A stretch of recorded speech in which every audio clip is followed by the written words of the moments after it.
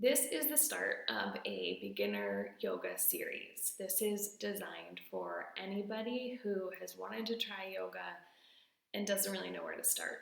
I've had handfuls of folks with this opening. I want to try it, I don't know where to start, I'm worried, I don't want to get hurt. So, at the request of some current yogi friends of mine, I am going to do short yoga series, beginner videos. So this first one is going to start with short breathing exercise and then mostly seated positions and some positions from tabletop. So I'll go through what those are. These videos will be a little bit more workshop-y, a little more detailed with some more explanation, not a whole lot of flow like most of my classes are. So thank you for joining. And the first thing we'll do is find a comfortable position to start our breathing exercise. So I have got a blanket that I'm sitting on. It's folded a couple of times for comfort. And I'm going to sit in what's called easy pose. My kids call this crisscross applesauce. In yoga, we call it easy pose. But I recognize it's not easy for everyone. So I want you to find a comfortable seat and know that if your hips are not able to drop into this now, doesn't mean that you never will be able to. Yoga is a practice, ongoing. We come to the mat each time, ideally with an open mind and an opportunity to grow and stretch and strengthen. So you find your comfortable position. You're going to relax your shoulders, take your hands into your lap, and let your right hand rest inside the left. Allow your thumbs to touch. Relax the shoulders down away from your ears. You'll hear me say that a lot.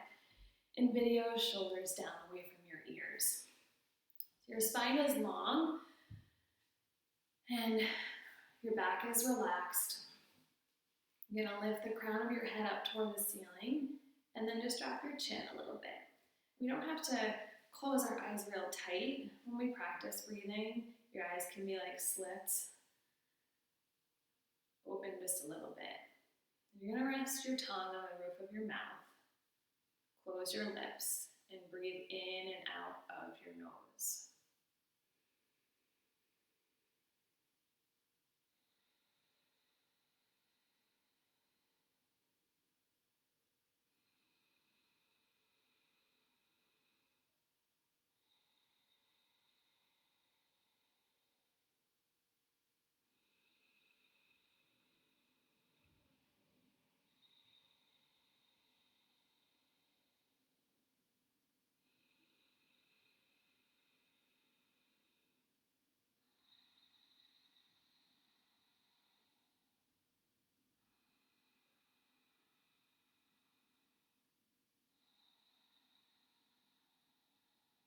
Lift your hands to heart center and just take a moment to welcome an intention into your practice.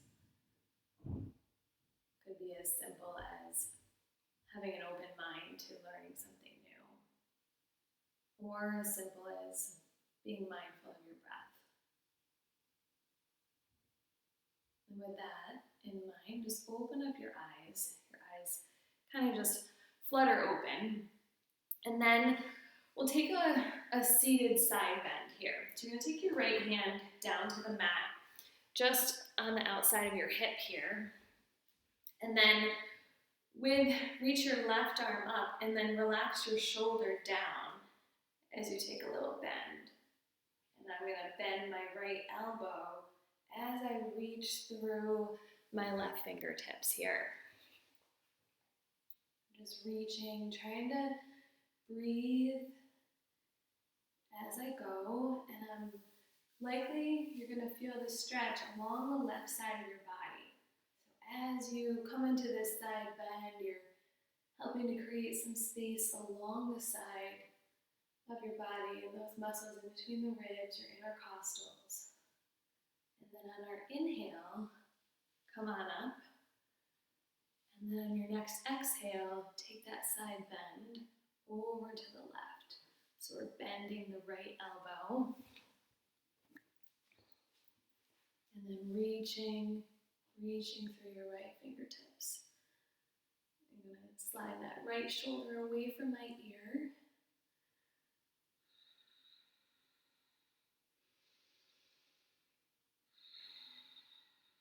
We start with a breathing exercise before each practice to get grounded and set the tone for your practice. So throughout the class, throughout the practice, I will often remind participants to return to their breath. And so the simplest way is in through your nose and out of your nose. And you may even count your breaths in for 4 and out for 4. We'll take a gentle seated twist before we go any further. So you're going to take your left hand to the right knee. Right hand comes behind to the mat. And then I'm just going to look over the right shoulder.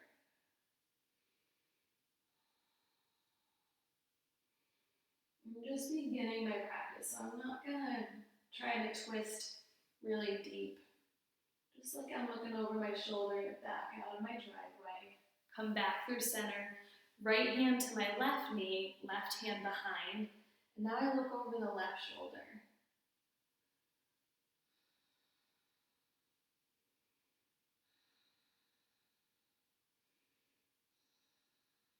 And then come back through center. So after that, at the beginning of a class, I will often take folks to tabletop. And if you need a little extra padding and you have your blanket or even a towel nearby, you can rest that underneath your knees. That feels really nice on my knees here. So in tabletop, I want my knees directly beneath my hips and my wrists right beneath my shoulders, okay? So I'm gonna start with cat-cow. Look forward. I'm gonna drop my belly, lift my tailbone, lift my gaze, and then as I exhale, press into the mat and look toward my navel. Inhale, lift your heart, little arch in the back. Relax the shoulders.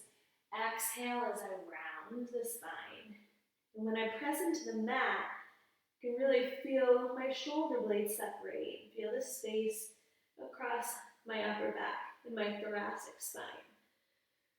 Take a couple more of these at the beginning of your practice.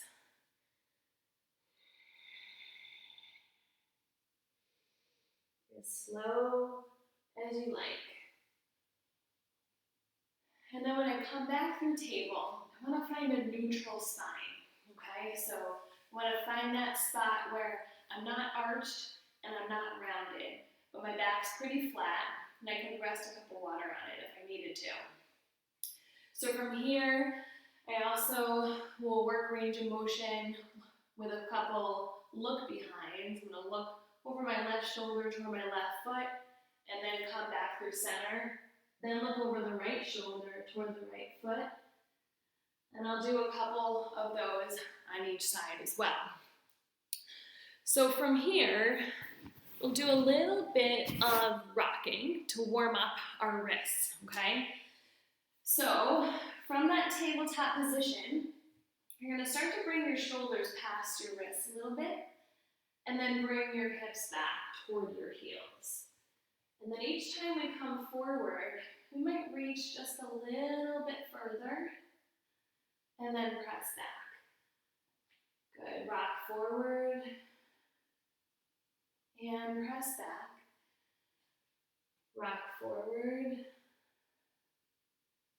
and press back. One more, rock forward, and press back. Then from table, nice way to warm up the core and start to work balance a little bit, is to practice the bird dog.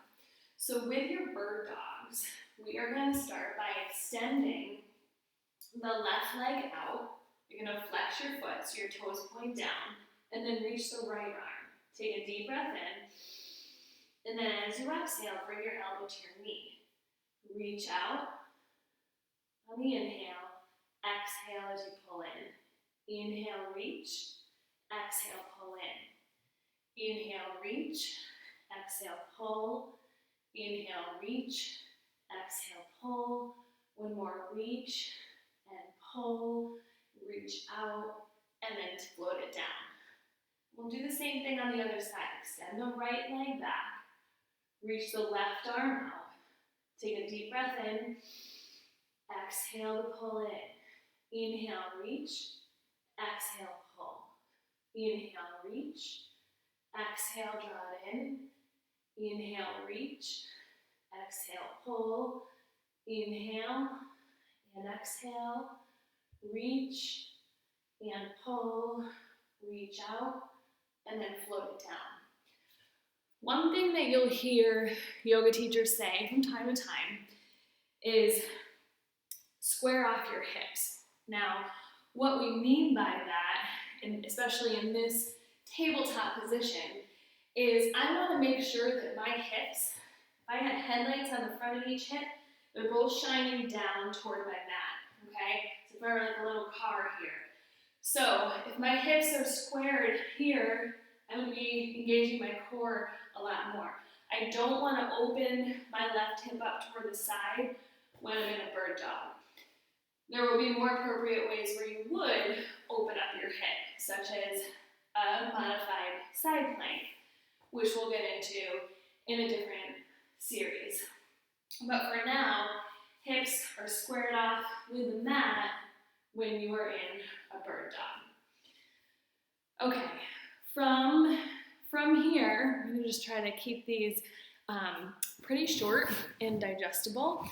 So to review, we started with a breathing exercise. We did seated side bends, seated twist, a little bit of rocking to warm up your wrists, some bird dog, some hip positioning, and what I will close with today is a downward facing dog, okay? So a downward facing dog, because we got your wrists all warmed up and ready, you want to spread your fingers wide on your mat, okay? This is important. Your middle finger is going to face forward when you're in downward facing dog, and that's to protect your wrists, okay? So from there, you place your hands down, you set yourself up like you're in a tabletop, and you're going to tuck your toes under, press your hips back, and look towards your feet. You want your head to really hang heavy, and when I'm looking at my feet here, I'm trying to ensure that my feet are hip-width distance apart. If you feel like you need a little more stability, your balance feels off, you can absolutely widen your stance, but in general, the feet are hip-width distance apart. And then I take a look up at my hands just to make sure the fingers are spread wide. And the other thing about downward dog that's important is the creases of your elbows. Imagine these like little smiles. So when we're in this downward dog position, we want to make sure that those little creases smile toward each other. So we have a tiny bend in the elbows so that we are not hyperextending them, all right? So I don't want my crease to face up. I want it to face my left arm over here. So those little creases smile toward each other, okay? So happy arms, happy wrists, happy shoulders. So we'd be here, again, fingers spread really wide, and then the hips lift, and the shoulders are as relaxed as possible, sliding them down away from your ears. And then anytime that downward facing dog feels like too much, you simply come down to table or come all the way back, sit back on your heels for a child's pose. So that is enough for the first video. I hope you enjoyed it, and I hope you come back for more. Have a great day.